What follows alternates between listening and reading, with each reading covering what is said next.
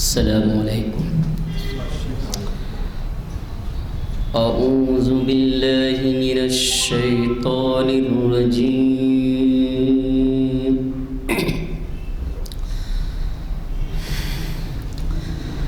بسم اللہ الرحمن الرحیم.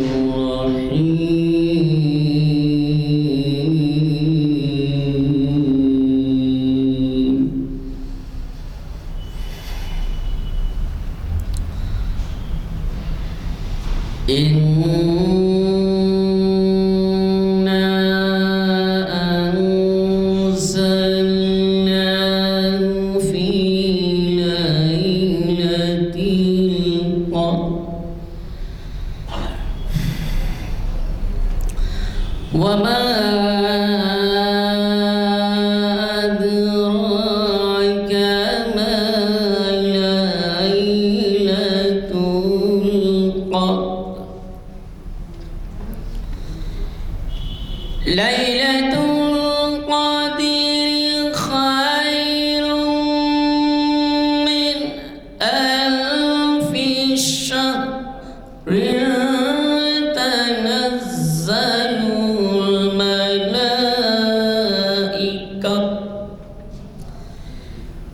تنزل الملائكة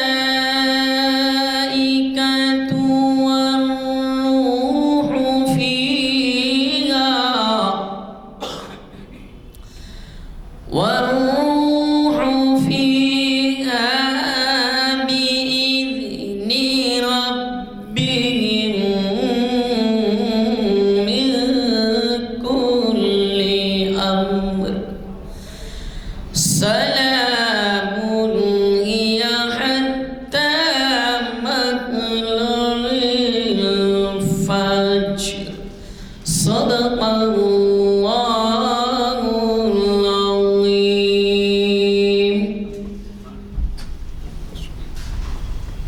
اللہ وبرکاتہ. اعوذ باللہ من الشیطان الرجیم. بسم اللہ الرحمن الرحیم. هو اللہ الذی انشأ لکم السماع والابصار والافئدہ قلیلا ما تشکرون. صدق اللہ العظیم. برادران کرام، یہ آیت سورہ المومنون کی 78ویں آیت ہے. اب اس کے معنی اور مفہوم دیکھیں. اللہ تعالیٰ فرماتا ہے وہی ہے اللہ جس نے تمہارے لیے کان، آنکھ اور دل دیے. وہی اللہ ہے جو تم کو آنکھ، ناک، کان اور دل دیے ہیں. لیکن قلیلا ما تشکرون، بہت سارے لوگ ہیں کہ بہت ہی کم شکر ادا کرتے ہیں. قرآن کی آیت ہے مفہوم. اب دیکھیں، میں اکثر یہ کہا کرتا ہوں کہ قرآن کی آیتوں کے اوپر، اس کے ہر لفظ کے اوپر غور و فکر اور تدبر کی ضرورت ہے. اور یہ قرآن آج کی نازل کردہ نہیں ہے، بچپن سے ہم سنتے اور پڑھتے آ رہے ہیں، اور یہ 1400 سال سے دہرائی جانے والی افضل کتاب ہے. اب ہمارا یہ فرض ہے کہ اس کے اندر تدبر کریں، غور کریں، اس کے معنی و مفہوم کی حقیقت کو جاننے کی کوشش کریں. الحمدللہ آج ہم عمر کے اس حصے میں ہیں کہ ان باتوں کو جو پوشیدہ ہیں آسانی سے سمجھ سکتے ہیں، دوسروں کو سمجھا سکتے ہیں، اور یہ پیغام ہم دوسروں تک پہنچا سکتے ہیں. اب اس کا دیکھیے، اللہ تعالیٰ فرماتے ہیں کہ ہم نے تم کو کان، آنکھ اور دل دیے. کہ اللہ تعالیٰ فرماتے ہیں کہ ہم نے کان، آنکھ اور دل دیے. اس کا ایک پہلو اس آیت کا یہ ہے کہ اللہ کا ہم کو شکر ادا کرنا چاہیے کہ اللہ نے ہم کو آنکھ جیسی نعمت سے نوازا. اور اس کی حقیقت ان اندھوں سے پوچھیے جو ہے آنکھ کی بینائی سے معذور ہیں. اللہ نے ہمیں کان دیے. اللہ کی بہت بڑی نعمت ہے کہ ہم سن سکتے ہیں. بہنوں سے پوچھیے کہ جو ان کو کیا تکالیف پیش آتی ہیں. اور اللہ نے دل دیا. اللہ نے ہمیں عقل و فہم دی کہ سنتے ہیں، جانتے ہیں، دیکھتے ہیں، اور اس کے اوپر ہم جو ہے عمل کرتے ہیں. اللہ تعالیٰ نے ہم کو ان آزاد سے ہم کو یہ کام لینے کی توفیق عطا فرمائی۔ اب اس کا دوسرا پہلو، یہ تو عام مفہوم ہو گیا، دوسرا پہلو یہ ہے اس کا کہ اللہ تعالیٰ فرماتے ہیں کہ ہم نے تم کو کان دیے، آنکھ دی اور دل دیا تاکہ تم حق اور باطل کی تمیز کر سکو، تاکہ تم حلال اور حرام کی تمیز کر سکو اور قرآن اور اللہ کے احکام کا حق ادا کرو۔ اگر تم یہ حق ادا نہیں کرتے تو پھر تم شکرانِ نعمت نہیں کرتے، اللہ تعالیٰ کی نعمتوں کا تم کفران کرتے ہو۔ اللہ تعالیٰ کی یہ وارننگ ہے دوسرے حصے میں کہ بہت کم لوگ شکر ادا کرتے ہیں، یعنی اللہ نے جو نعمتیں دی ہیں اس کا شکر بہت کم کرتے ہیں، یعنی آنکھوں سے دیکھتے ہیں کہ یہ برا کام ہو رہا ہے، یہ غلط کام ہو رہا ہے، لیکن پھر بھی خاموش ہو جاتے ہیں، سنتے ہیں، غیبت سنتے ہیں، تہمتیں سنتے ہیں، لوگوں پہ الزام تراشی سنتے ہیں، لیکن پھر بھی خاموش ہو جاتے ہیں۔ تو یہ قرآن کا حق نہیں ہے۔ آیت کے اندر اسی بات کی طرف وارننگ دی جا رہی ہے کہ بندے اپنے آنکھ کان یا اللہ کی نعمتوں سے جو سرفراز کیے گئے ہیں اس کا منون اس کا استعمال کریں اور اس کا حق ادا کریں۔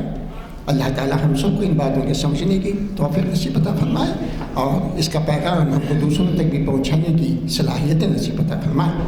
آج کے تعلق سے الحمدللہ کہ آج 1105ویں نشست اقبال شناسی کی ہے جو جامع مسجد عالیہ گن فاؤنڈری کے کانفرنس ہال میں منعقد ہو رہی ہے۔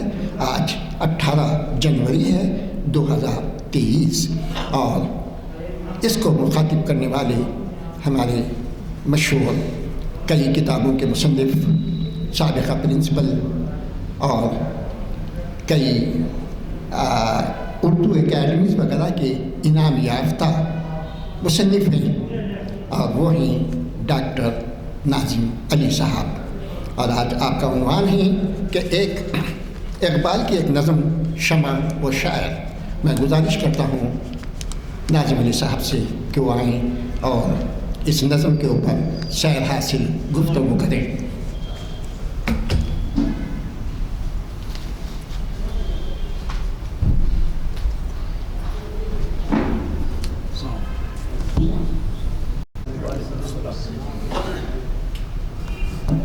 جناب غلام احسانی صاحب سینئر ایڈوکیٹ ہائی کورٹ، جناب طاہر علی صاحب میڈیا پرسن،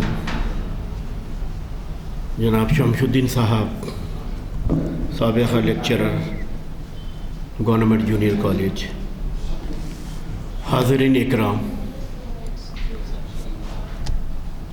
آج کے میرے لیکچر کا عنوان ہے اقبال کی ایک نظم شمع اور شاعر۔ حضرات، یہ جو ترکیب اقبال نے بنائی ہے شمع اور شاعر، بظاہر شاعر کے تحت اقبال نے فارسی میں 4 اشعار لکھے ہیں، لیکن شمع کے تحت 82 اشعار اس نظم میں مل جاتے ہیں۔ تقریباً 82 کپلیٹس اشعار انہوں نے لکھے ہیں۔ تو لہذا اس نظم کا اصل مقصد یہ ہے کہ شمع بھی روشنی پھیلاتی ہے، شاعر بھی اپنے افکار کے ذریعے سے روشنی پھیلاتا ہے، اور ایک شیخ سعدی رحمۃ اللہ کی ایک تلمی ہے، تھوڑا غور سے سنیے آپ لوگ۔ جب شمع ہے تو پروانے آتے ہیں، تو عشق کی ایک ایسی تلمی انہوں نے استعمال کی ہے شیخ سعدی رحمۃ اللہ علیہ کہ پہلے ایک پروانہ شمع کے پاس آتا ہے، تھوڑا سا اسے گرمی محسوس کر کے دور چلے جاتا ہے، پھر دوسرا پروانہ آتا ہے، تھوڑا سا شمع کو ٹچ کر کے اپنے پر جلا کے چلے آتا ہے، تیسرا پروانہ آتا ہے جو شمع میں بھسم ہو کے اور روشنی دینے لگتا ہے، دیٹ از کالڈ عشق۔ وہ ہے عشق، اسے کہتے ہیں شیخ سعدی رحمۃ اللہ علیہ۔ یہ انہوں نے ایک فلسفہ استعمال کیا ہے شمع اور پروانے کا۔ تو اقبال بھی اپنی نظم میں شاعر اور شمع دونوں کا ایک مکالمتی انداز پیدا کیا ہے، جیسے کہ ایک انسان آپس میں بیٹھ کے باتیں کرتے ہیں۔ شمع بظاہر بے جان چیز ہے، لیکن اقبال نے اس کو تجسیم ایک فن ہے، غیر معیوری چیزوں کو شاعر کیا کرتا ہے، معیوری بنا کے پیش کرتا ہے، وہ ہے تجسیم۔ تو اقبال نے شمع کو بھی ایک انسانی حرکت و عمل کے ذریعے سے کردار کے طور پر شمع کا پیش کیا ہے، اور اس میں ایسے بہترین اشعار ہیں۔ کہتے ہیں کہ اقبال پیامی شاعر ہے، پیغمبر شاعر ہے، پیغام پہنچانے والے ہوتے ہیں۔ دیکھیے، انسان جب پیغام پہنچاتا ہے تو ڈائریکٹ مخاطب ہوتا ہے۔ مولانا ابوالکلام آزاد بھی پیغام پہنچاتے رہے، اے لوگو کیا تمہیں نہیں معلوم، اس طرح سے پیغام دے رہے تھے۔ علامہ اقبال بھی پیغمبر شاعر ہے نا، پیامی شاعر ہے، پیغام پہنچاتے ہیں، لیکن ادب کو، نظم کو پروپیگنڈا نہیں بنایا انہوں نے۔ ادب کے جو فنون ہے، ادب میں جو ادبیت ہوتی ہے نظم میں، اس کو انہوں نے جو کیا ہے ملحوظ رکھا ہے، رکھتے ہوئے اپنا پیغام انہوں نے پہنچایا ہے اقبال نے۔ اور دوسری اہم بات یہ ہے کہ بھائی شمع کی ذات میں ازل سے لکھا ہوا ہے کہ جلنا پگھلنا، سوز کی کیفیت پیدا کرنا، سوز،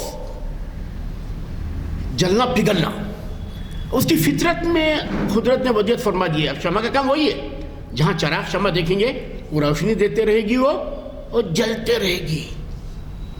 لیکن شاعر، اب آپ دیکھیں غور کریے، شاعر کا دل بھی سوز کی کیفیت سے دو چار ہوتا ہے۔ سماج کے حالات، سماج کی تصویریں، سماج کا عکس، سماج میں ہونے والے جو رونما ہونے والے واقعات، حادثات، حوادث کو شاعر محسوس کرتا ہے۔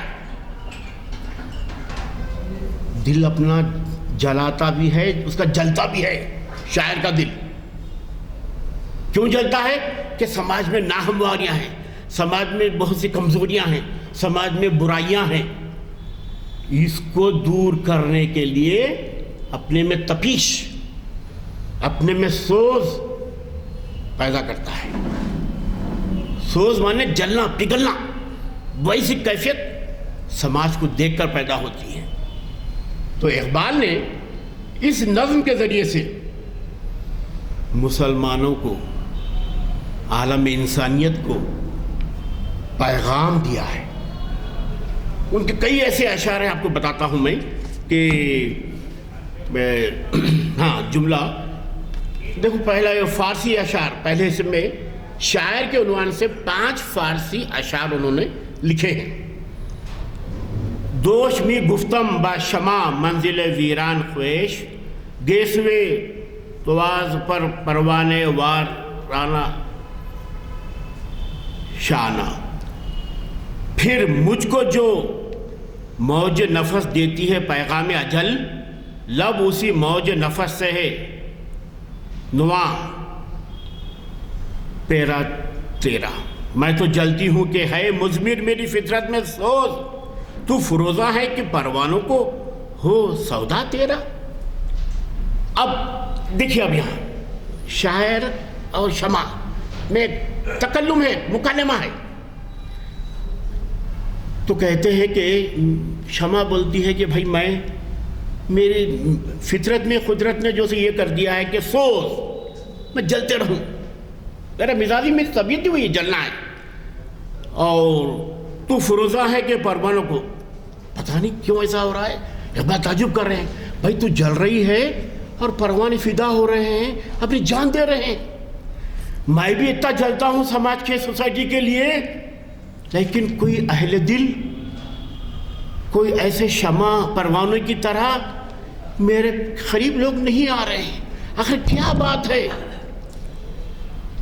اقبال کہتے ہیں کہ بھائی تو جل رہی ہے، تیرے پہ پروانے بہت فدا ہو رہے ہیں، یہ تجربہ ہے، ایکسپیریمنٹ ہے، لیکن میں بھی سماج میں روشنی پھیلانا چاہتا ہوں، سماج میں روشنی پھیلا رہا ہوں لفظوں کے ذریعے سے، اشعار کے ذریعے سے، مصروں کے ذریعے سے، ہاں اپنے خیالات کے ذریعے سے سماج میں کیا ہے اصلاح لانا چاہتا ہوں، میں ایک پیغام دینا چاہتا ہوں، لیکن میرے اطراف لوگ نہیں آ رہے ہیں، آخر کیا بات ہے؟ اقبال سمجھ رہے ہیں۔ وہ کہتے ہیں کہ بھائی پھر بہت اہم پوائنٹ ہے یہ، وہ کہتے ہیں کہ اب تک اقبال شمع کی زبان سے مسلمانوں کی زب و حالی کا ذکر کر رہے تھے، کیونکہ اس وقت ساری دنیا کے مسلمان ناسازگار حالات میں گھرے ہوئے تھے، لیکن اقبال پیامی شاعر ہیں، اور پیامی شاعر کبھی مایوسی کی تعلیم نہیں دیتا، امید پیدا کرتا ہے، امید کی کرن پیدا کرتا ہے، جو قوم سوئی ہوئی ہے اس کو جگاتا ہے، اور جگانے کے لیے کبھی مایوسی کے کلمات نہیں لاتا، کیونکہ وہ قوم کو ابھارنا ہے، ترقی عطا کرنا ہے، ہوشیار بنانا ہے، اور کیا ہے سونے سے جگانا ہے، جگا رہے ہیں اقبال۔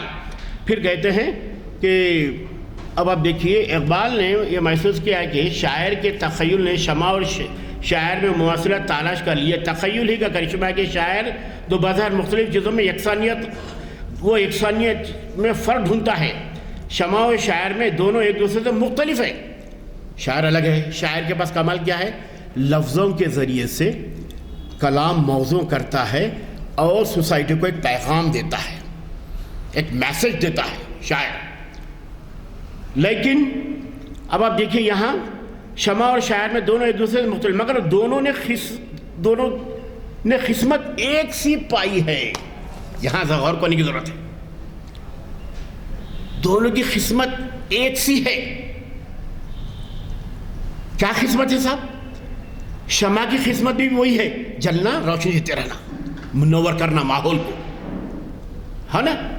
اور پھر اس کے بعد اب شاعری کے ذریعے سے بہت روشنی سماج میں پہنچتی ہے بھائی میرے، کیونکہ ایک شعر دور جاہلیت میں، پھر حضرت صلی اللہ علیہ وسلم کے آنے کے بعد عربی کا ایک شعر ایک انقلاب لاتا تھا عرب کی سوسائٹی میں، عرب کی دنیا میں بڑے شاعر پیدا ہوئے تھے عرب میں، پوری روشنی اشعار کے ذریعے سے، شاعری کے ذریعے سے عربی پھیلتی تھی۔ اس زمانے میں شاعری سماجی تبدیلی کا بہت بڑا ذریعہ تھا، سوشل چینج شاعری۔ تو اقبال کا بھی آئیڈیا ویسی تھا، آئیڈیالوجی ویسی اقبال کی کہ شاعری کے ذریعے سے میں سماج کو بدل دوں گا، سماج کے حالات کو ختم کروں گا، سماج کے جو ناہمواریاں ہیں، سماج میں جو بے چینیاں ہیں، سماج میں جو زوال کی جو کیفیت ہے اس کو ختم کرنے کی میں کوشش کروں گا۔ اقبال کا وہی اندیا تھا۔ اور پھر شمع، مگر کہتے ہیں کہ دونوں کی قسمت ایک سی ہے، اور پھر یہی شاعر کا پیغام ہے جو اس نظم شمع کی زبان سے ادا ہوا ہے۔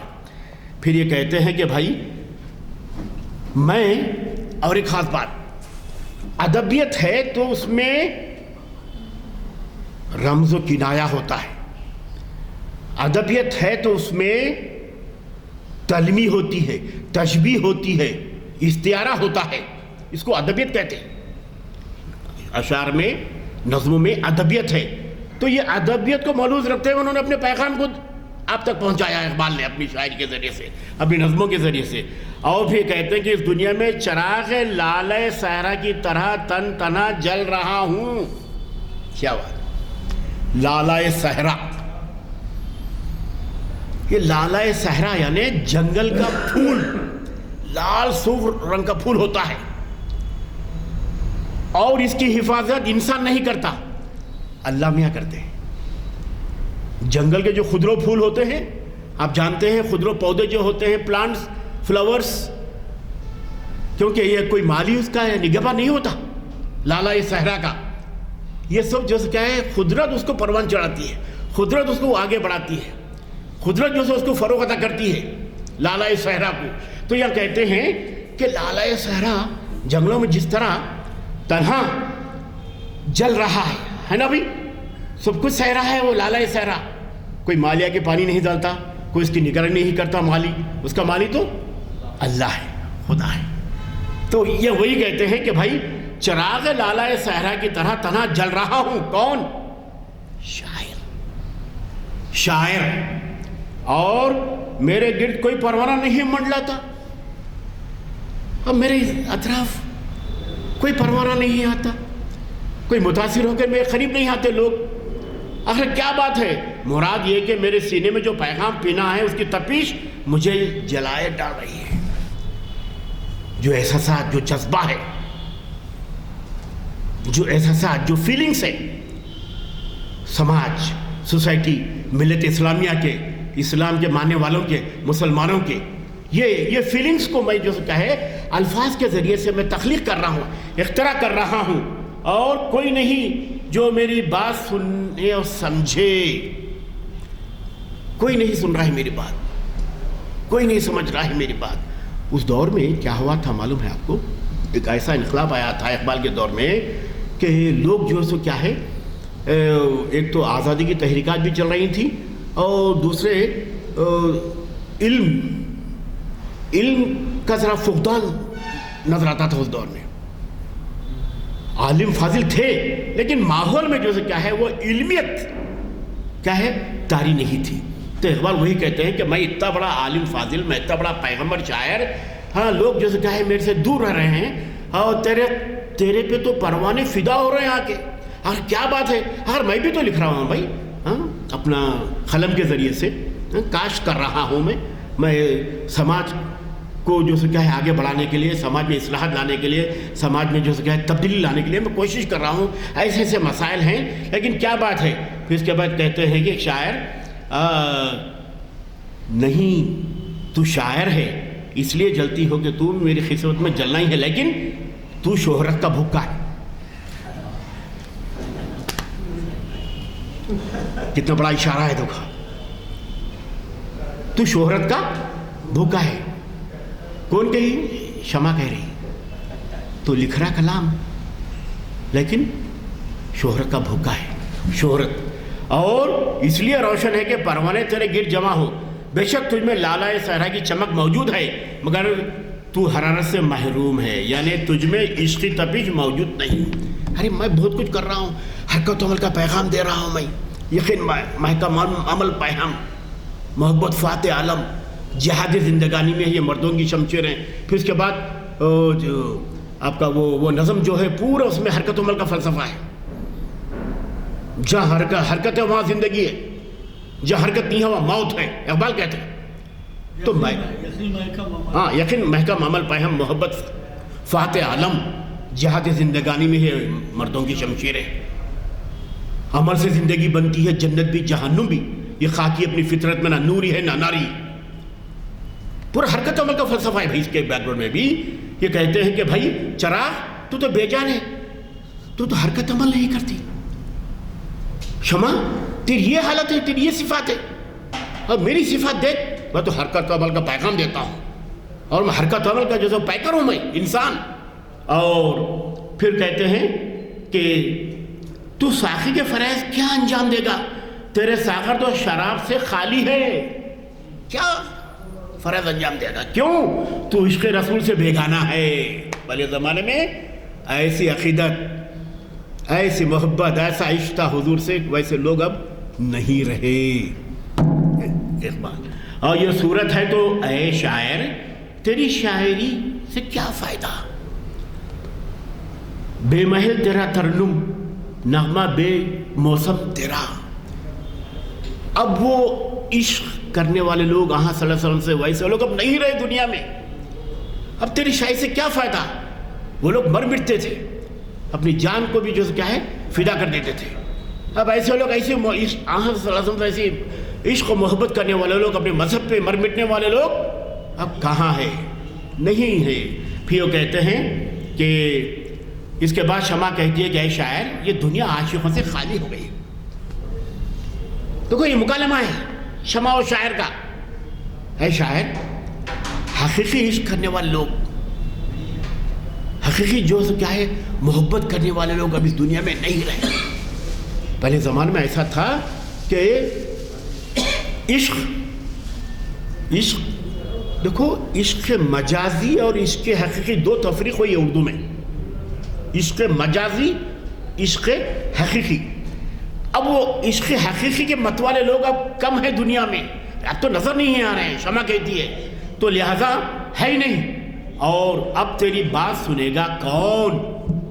وہ ایسے ایسے لوگ تھے جن کے حوصلے، ہمت، جو اپنے مذہب پہ عمل پیرا ہوتے تھے، رات دن ایسا تقویٰ ان کا ہوتا تھا۔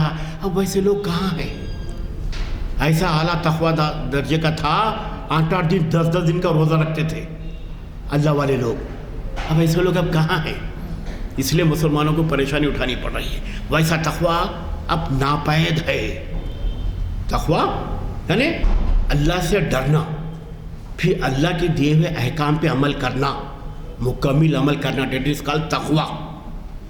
تو پہلے زمانے میں آپ دیکھیے کہ ہمارے اولیاء اللہ لوگ کہ کتنے بزرگان دین کیسے کیسے ان کے تقوی ہوتے تھے میرے بھائی، 8 دن 10 دن کا روزہ رکھتے تھے، 5 دن کا روزہ رکھتے تھے، اور ایسا تقویٰ تھا۔ خیر تو ساخی صحیح لیکن پلائے گا کسے؟ اب نہ وہ مائکش رہے باقی نہ مائی خانے رہے۔ اے ناداں، بادہ نوشوں کی محفل تو کبھی کی اجڑ گئی، اور یہ ستم ہے کہ اجڑنے والوں کو اجڑنے کا غم بھی تو نہیں۔ اب ایسے لوگ کہاں ہیں؟ بادہ نوش حقیقت کی شراب طہور کے ماننے والے لوگ، اس پہ عمل پیرا لوگ، اب ایسے جو کیا ہے ایسے جو کیا ہے دینی جذبے والے لوگ اب مخفوت ہوتے جا رہے ہیں دنیا میں۔ پھر وائے ناکامی متائے کارواں جاتا رہا ہے۔ یکسر ابو زبان زد خاص عام شعر ہے میرے بھائی کہ کارواں کے دل سے احساس زیاں جاتا رہا۔ ہم کتنا نقصان اٹھا رہے ہیں، ہم کس راستے پہ جا رہے ہیں؟ کیا ہمارا اسلامی راستہ ہے؟ کیا ہمارا صحیح راستہ ہے جو اللہ کے احکام کے مطابق ہم چل رہے ہیں؟ وہی یہ ہمارا کارواں کس طرف جا رہا ہے؟ احساس زیاں سوچتے سمجھتے بھی نہیں یہ لوگ کہ ہم کون سے راستے پہ جا رہے ہیں۔ خسارہ والا راستہ ہے، نقصان رسا راستہ ہے۔ اور اب تو اقبال شمع کی زبان سے مسلمانوں کی زبوں حالی کا ذکر کر رہے ہیں۔ پھر شام غم لیکن خبر دیتی ہے صبح عید کی، ظلمت شب میں نظر آئی کرن امید کی۔ شمع مزدہ سناتی ہے کہ میخانہ حجاز کے پیمانے بردار پھر ہوش میں آنے لگے ہیں، مغرب کا جادو کم ہو چلا ہے، اور اب پھر شراب خانے ساز اسلامی تعلیمات بادہ خاروں مسلمانوں کی توجہ کا مرکز بن رہی ہے۔ اب اے شاعر، اب ایسے حالات پیدا ہو گئے کہ تو مسلمانوں کو بیداری کا پیغام دے سکتا ہے۔ اب بتا رہے ہیں کہ اب کیونکہ حالات ایسے پیدا ہو گئے ہیں، دیکھو اسلام کا عروج ہوا تاریخ میں، پھر اسلام کا زوال بھی ہوا۔ اسی لیے مولانا حالی نے مسدس سے حالی لکھی، شبلی نعمانی نے بھی بہت سی کتابیں لکھے، یا حیدرآباد میں بیٹھ کر لکھے، المامون، الفاروق، الغزالی، موازن انیس و دبیر، یہ حیدرآباد میں بیٹھ کے لکھے شبلی نعمانی۔ اور یہ کیوں لکھے؟ مسلمانوں کو احساس دلانے کے لکھے، المامون، الفاروق، الغزالی، شبلی نعمانی۔ کیوں؟ کہ کیا تھے تم، کیا ہو گئے، جو کیا تھے ویسے ہو جاؤ۔ کیسے کیسے تمہارے اسلاف نے کیسی کیسی جو کیا حکومت کی، کیسے کیسا ان میں جذبہ تھا دل میں اہل اسلام کے لوگوں میں کہ پوری دنیا کو مسخر کرنا چاہتے تھے، پوری دنیا کو تسخیر کرنا چاہتے تھے۔ کیسے کیسے لوگ تھے، نور الدین زنگی، صلاح الدین ایوبی، اور بڑے حضرت عمر کے دور میں آپ دیکھیے کیسے کیسے دل والے، ہمت والے، حوصلے والے لوگ تھے، پوری دنیا کو اپنے زیر نگی کرنا چاہتے تھے میرے بھائی۔ اگر زیادہ اعلیٰ صلاحیتیں ہیں کسی قوم میں تو مسلمانوں میں ہیں، بشرطے کہ وہ اپنے وجود کو پہچانے، یقیناً اپنے وہ وجود کو پہچانے، اپنے منصب کو پہچانے۔ اللہ نے نائب بنا کر بھیجا ہے تو ہمیں کیا کرنا چاہیے، اس کے احکام پہ عمل پیرا ہوتے ہوئے پوری دنیا پہ آپ حکومت کر سکتے ہیں میرے بھائی۔ آج نئی نسل کو ایک پیغام پہنچنا بہت ضروری ہے۔ کیا تھے، کیا ہو گئے، بہت سے لوگوں نے کہہ دیا ہے کیا تھے، ماضی میں کیا تھے ہم، آج کیا ہو گئے۔ حضرت عمر کے دور تک آپ دیکھیے پورا اسلام افریقہ تک پھیل گیا تھا، پورا ایکسپینڈ ہوا تھا اسلام۔ پھر بعد میں ایسا ہوا کہ اسلام سعودی عرب تک محدود ہو گیا، ہیں اسلامی ممالک اور 54 ممالک، لیکن ایسے جیسے کیا حالات پیدا۔ اب اقبال کہتے ہیں، پھر شمع بھی یاد دلاتی ہے، شمع بھی یاد دلاتی ہے، کہتی ہے کہ اب بیدار کرو، کیونکہ تھوڑا سا ان میں اب وہ ہمت و حوصلہ آیا ہے، لہٰذا آپ یہ اپنے مذہب پہ عمل پیرا ہوتے ہوئے دنیا کی ترقیات حاصل کر سکتے ہیں۔ اے شاعر، تو مکالمہ ہے، شمع اور شاعر کا مکالمہ ہے، ڈائیلاگ۔ دیکھو بات چیت ہوتی ہے تو ڈائیلاگ کہتے ہیں، ڈائیلاگ سسٹم۔ فلموں میں بھی ڈائیلاگ ہوتے ہیں، لیکن نظمیں میں بھی مکالمتی نظمیں ہیں۔ ڈرتے ڈرتے ڈمے سحر سے تارے لگے، کہنے لگے خمر سے، ہے نا؟ اقبال کی نظم ہے، چاند اور تارے، چاند و تارے، یہ مکالمہ ہے اقبال کا۔ دیکھو یہ کیسے اقبال کے پاس مکالماتی انداز ہوتا ہے، ان کے پاس جب مکالمہ ہوتا ہے تو باتیں ذہن میں بیٹھ جاتی ہیں، مرتسم ہو جاتی ہیں باتیں، مکالمتی انداز، ڈائیلاگ سسٹم۔ تو یہ ڈائیلاگ ہے، دونوں میں مکالمہ ہو رہا ہے، گفتگو ہو رہی ہے، شمع شاعر، شمع شاعر، شمع بھی کہتی ہے، شاعر بھی کہتا ہے۔ اور اب مسلمانوں کو بیدار کرنے کا پیغام دے سکتے ہیں۔ اس کے بعد ان خرابیوں کا ذکر ہے جو مسلمانوں کی بربادی کا سبب بنی ہے۔ پھر دیکھیے اس نظم میں وہی اسلام کا زوال، اسلام کی شان، اسلام کا عروج، پھر کیوں جو سو کیا ہے اسلام کے ماننے والے میں کیا کیا خرابیاں آ گئی ہیں، کیوں ایسا اسلام کو ایسا زوال ہوا ہے، اس کی جو سو کیا ہے پوری عکاسی، تصویر کشی 82 اشعار میں اقبال نے کی ہے۔ پھر وہ تدبیریں بتائی گئی ہیں جن پر عمل کر کے مسلمان دوبارہ اپنا کھویا ہوا مقام حاصل کر سکتا ہے۔ حالی نے بھی مسدس حالی میں بتلایا ہے نظموں کے ذریعے سے، مختلف نظمیں لکھی ہیں حالی نے، اس میں کیا بولتے ہیں مسدس کے فارم میں۔ تو یہاں بھی آپ دیکھیے اقبال کہتے ہیں کہ دوبارہ کھویا ہوا جو وقار ہے وہ مسلمان حاصل کر سکتے ہیں۔ کب حاصل کر سکتے ہیں؟ پکے مومن بن جاؤ، پکے اسلام پہ اتر جاؤ، خدا کے احکام پہ مکمل جو سے کیا ہے آپ جاری و ساری ہو جاؤ۔ یہ مومن کی صفات ہے۔ مومن کسے کہتے ہیں؟ مسلمان، قرآنی احکامات، الہی احکامات، رب والی زندگی، اللہ والی زندگی، اس پہ پورے اگر اتر جاؤ تو یو آر کالڈ مومن، مسلمان۔ پھر وہ کھویا ہوا وقار آپ حاصل کر سکتے ہیں اسلام پہ آپ عملی طور پر عمل پیرا ہوتے ہوئے۔ اور اس کے بعد درس خودی دیا گیا ہے۔ خودی، یہی بات ہے صاحب، بڑا نچوڑ ہے قرآن کا یہ۔ خودی، خود کیا ہے؟ خود کو پہچانو۔ اللہ نے کیوں تخلیق کیا؟ اللہ نے نائب کیوں بنایا؟ نائب خلیفۃ اللہ۔ سوچنا ہے مومن کو، مسلمان کو، کیوں بنایا ہے ہمیں، کیا ریزن ہے، اتنا بڑا منصب دیا ہے آپ کو، نائب بنائے تو آپ بااختیار ہیں، امپاور ہیں، آپ اپنا اختیار حاصل کر سکتے ہیں۔ کب؟ جب آپ اسلام پہ عمل پیرا ہوتے ہوئے اپنے اختیارات کو استعمال کرتے ہیں، یقیناً اللہ بھی آپ کا ساتھ دے گا، خدا بھی آپ کا ساتھ دے گا۔ اور خودی بہت بڑا فلسفہ ہے میرے صاحب، خود کو پہچانو۔ خود کیا ہے؟ احساس نفس، تعین ذات کا نام خودی ہے، کیونکہ خودی کا لفظ آگاہ تو بتا رہا ہوں کیا ہے اشعار میں۔ خود کو پہچاننا، میں کون ہوں، میں کیا کرنے آیا ہوں، کیا کیا کردار مجھے ادا کرنا ہے، کیسے رہنا ہے، کیسے جینا ہے، پوری اپنی شخصیت کو سنوارنا ہے اسلامی ماحول میں، اسلامی تعلیمات میں، تناظر میں۔ تو خود کو پہچاننا بہت ضروری ہے۔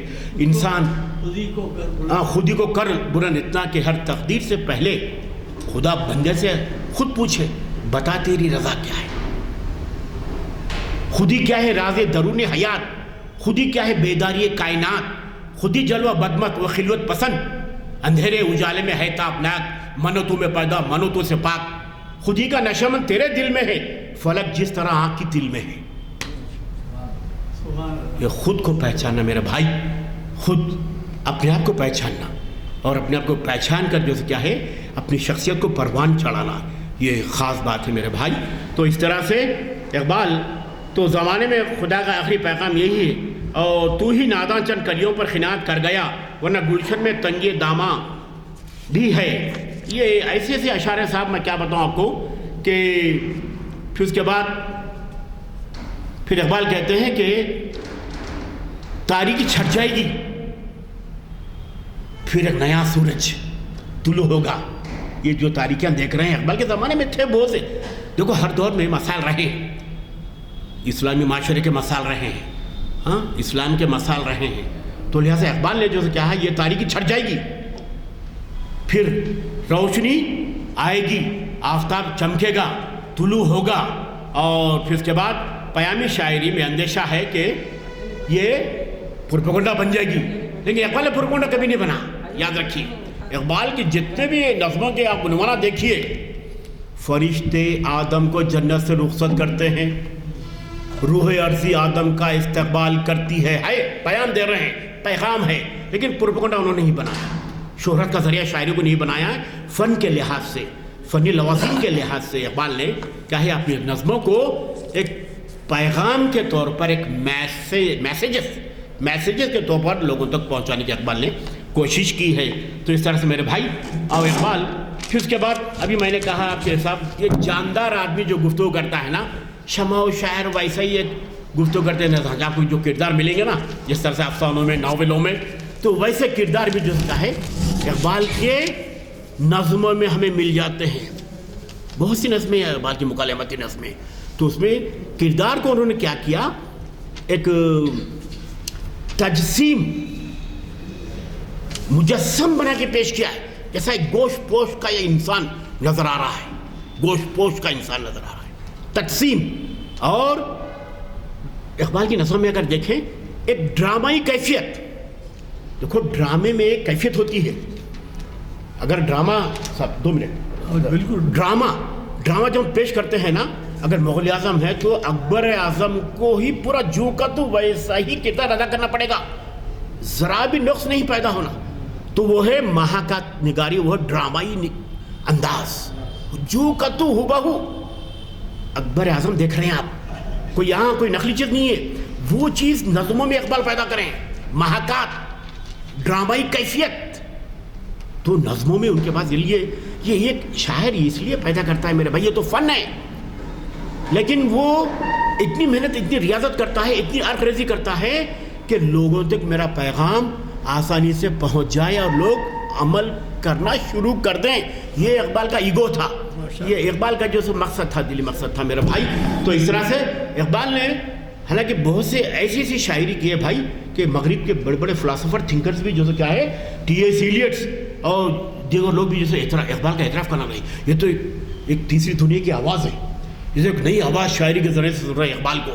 تو اردو ادب نے, اردو زبان نے 2 شخصیتوں کو, 2 شاعر کو پیدا کیا ہے, ایک غالب اور ایک جو سو علامہ اقبال. یہ بہت بڑا شاعر ہے صاحب. جتنا آپ اس کے بارے میں آپ سوچتے جائیں گے, غور فکر کرتے جائیں گے, اس کے اشعار پہ, اس کی نظموں پہ, اتنے نئے مفاہیم, نئے معنی, نئے تصورات, نئے افکار آپ کو اقبال کے جو کیا ہے آپ کو ملتے جائیں گے. اس لیے دنیا میں کئی جگہ اقبال انسٹیٹیوٹ ہے, اقبال اکیڈمیز ہے, ہاں پوری دنیا میں ہے, جرمنی میں ہر جگہ, حیدرآباد میں اقبال اکیڈمی ہے, ضیاء الدین نیّر صاحب اس کے روح رواں ہیں. بہت کچھ اس وقت تحقیق ہو رہی ہے کیونکہ بہت بڑا شاعر ہے صاحب. اس کو سمجھنے کے لیے کہ آفاقی یونیورسل ایک تناظر, ایک ماحول کی ضرورت ہے. ابھی ہمارے غلام مدنی صاحب نے کہا کہ بھائی شمع و شاعر بڑی اچھی نظم ہے, بڑی فنکارانہ نظم ہے, بہت متاثر کن نظم ہے. یقیناً بہت متاثر کن ہے کیونکہ اشعار بیسی ہیں, کیونکہ وقت اس میں چلا جائے گا 40 منٹ پڑھنے میں, بلکہ اس لیے میں وہ نظم نہیں پڑھا ہوں. لیکن اس نظم کے بعض اشعار ایسے ہیں کہ آج پورے عالم, مفتی, سیاستداں, تھنکرز اور کئی جو کیا ہے مقررین اور کئی جو کیا ہے خطیب اس نظم کے اشعار کے حوالے دیتے ہیں. تو اس طرح سے اس نظم کو مؤثر انداز سے لکھا ہے. ایک پیغام یہ دینا چاہتے ہیں اس نظم کے ذریعے سے کہ بھائی ہم کیا تھے, کیا ہو گئے, ہماری بازیافت ہونی چاہیے, ہمارا ماضی کا احیاء ہونا چاہیے. ہمارا جو اسلام جو پہلے تھا, ہمارے اہل اسلام کے جو لوگ تھے, جو ہمارے اسلامی جو اسلاف تھے, جو مفکرین تھے, کس طرح سے انہوں نے رول ادا کیا ہے, کردار ادا کیا ہے, ویسا کردار ادا کر کے ہم کھوئی ہوئی ہماری عظمت, شوکت کو ہم لا سکتے ہیں اور ایک اچھے دنیا کے راکب, شاہ سوار اور دنیا کے بہت بڑے جو کیا ہے ہم جو کیا ہے ایک بڑے ایک لیڈر بھی بن سکتے ہیں, بڑے سیاستداں بھی بن سکتے ہیں, بشرطے کہ اقبال کے جو شاعری کے ذریعے سے جو انہوں نے افکار, جو نظریات انہوں نے پیش کیا ہے اس پہ عمل پیرا ہو جائے تو یقیناً ہم بہت بڑے جیسے کیا ہے انسان بہت بڑے آدمی بنائیں. تو اس طرح سے ہاں، اور بہت سی چیزیں ہیں اقبال کے پاس بھائی. تو یہ انسان کو بلندی پہ دیکھنا چاہتے ہیں، انسان کو بلندی پہ دیکھنا چاہتے ہیں. تو شاہین پرواز کام تیرا، تیرے سامنے آسماں اور بھی ہیں. دیکھو یہی بات ہے. دیکھو میں اس کے مخاطب مسلمان نہیں، انسان کی طرف اشارہ میرے بھائی. انسان دنیا میں آیا ہے، آدم کے اولاد کی طرف اشارہ، یاد رکھیے آپ، مسلمان نہیں کہہ رہا ہوں. تو شاہین پرواز کام تیرا، تیرے سامنے آسماں اور بھی ہے. یہ دو سادھی آنکھ سے دیکھ رہے دنیا، یہ آسمان، 7 آسمان بھی ہے اور بہت کچھ ہے، بہت کچھ ہے. ریسرچ کر. نہیں تیرا نشہ، ہاں نہیں ہے تیرا نشمن خسرہ سلطانی کی گنبد پر. تو شاہین بسرا کر پہاڑوں کی چٹانوں پر. تو صاحب یہ شاہین کا لفظ، یہ مومن کی صفات. شاہین کا لفظ مومن کے کردار، شاہین کا لفظ مومن کی خصلتیں، شاہین کا لفظ مومن کے جو کیا عادات اطوار ہونا چاہیے. پرندے کے ذریعے سے اقبال نے یہ ترغیب دی انسانوں کے، بھائی ایسے بنو، کسی کا مت کھاؤ، کسی کا استحصال مت کرو، محنت کر کے اپنا نوالا کھاؤ، محنت سے جو ہے اپنی روٹی روزی کھاؤ، محنت سے کمائی کرو یار. کسی کا جو کیا ہے استحصال مت کرو، جھوٹ مت بولو.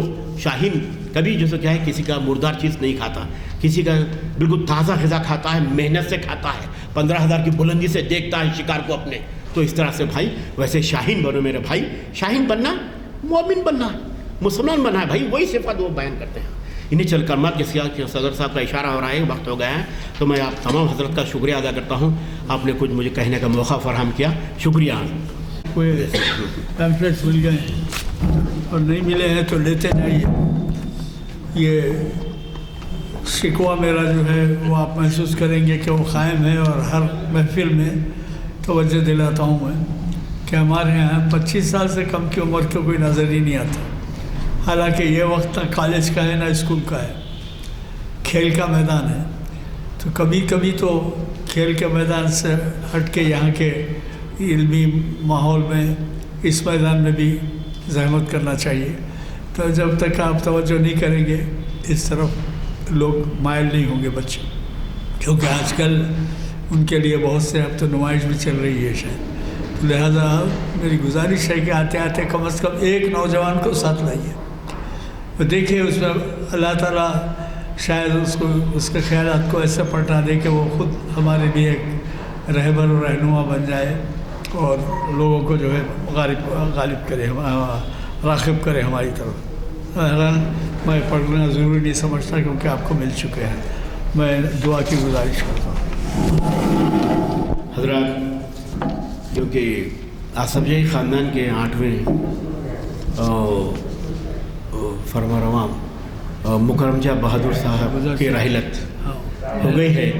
میں اللہ سے دعا کرتا ہوں کہ ان کو درجات کو بلند کرے، کیونکہ یہ آصف جائی خاندان کے تمام بادشاہوں نے، جملہ 8 بادشاہوں نے انسانیت کی خدمت کی.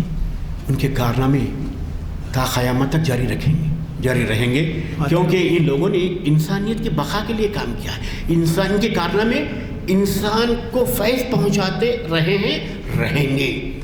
عثمان ساگر، نظام ساگر، پانی، پینے کے پانی کے لیے بھی انتظامات کیے ہیں یہ لوگ، اور تار، ریلوے، ٹرانسپورٹ، بہت کچھ انہوں نے جو کارنامہ انجام دیے ہیں یہ لوگ.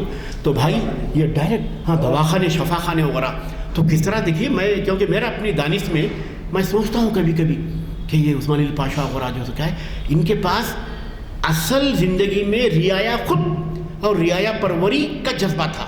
اس لیے رعایا کو آگے بڑھانے کے لیے یہ لوگ کام کرتے رہے. یہ خاندان کیوں بہت سے خاندان ہیں، مغل خاندان ہے، غوری خاندان ہے، تغلق خاندان ہے، لیکن میں نے محسوس کیا کہ یہ خاندان انسانیت کے لیے بہت کام کیا. بھائی اللہ سے دعا ہے اللہ ان کے درجات بلند کرے، ان کو جنت مکرم جاں بہادر صاحب کو جنت الفردوس میں جگہ عطا فرمائے. اللہ ان کے کارناموں کو قبول فرمائے اللہ. اور بہرحال ربنا آتنا فی الدنیا حسنۃ وفی الآخرۃ حسنۃ وقنا عذاب النار لا الہ الا انت سبحانک انی کنت من الظالمین. اے اللہ ہمارے گناہوں کو معاف کر دے. اے اللہ ہم عاصی بندے ہیں اللہ. اللہ تیرے احکام پر ہم پورا عمل پیرا نہیں ہو رہے ہیں اللہ ہمیں نیک توفیق دے. اللہ پورے اسلامی احکامات پہ چلنے کی ہمیں توفیق عطا فرمائے اور اسلام کا بول بالا کر دے. اور جو ہندوستان میں جو مسلمانوں پر ظلم ہو رہا ہے اس کو ختم کر دے میرے اللہ. اور یہاں امن قائم کر دے اور یہاں محبت قائم کر دے، نفرت کو دور کر دے. اور انہیں سے کلمات کے ساتھ میں آپ تمام کا شکریہ ادا کرتا ہوں. شکریہ. چلیے بسم اللہ. جزاک اللہ. اللہ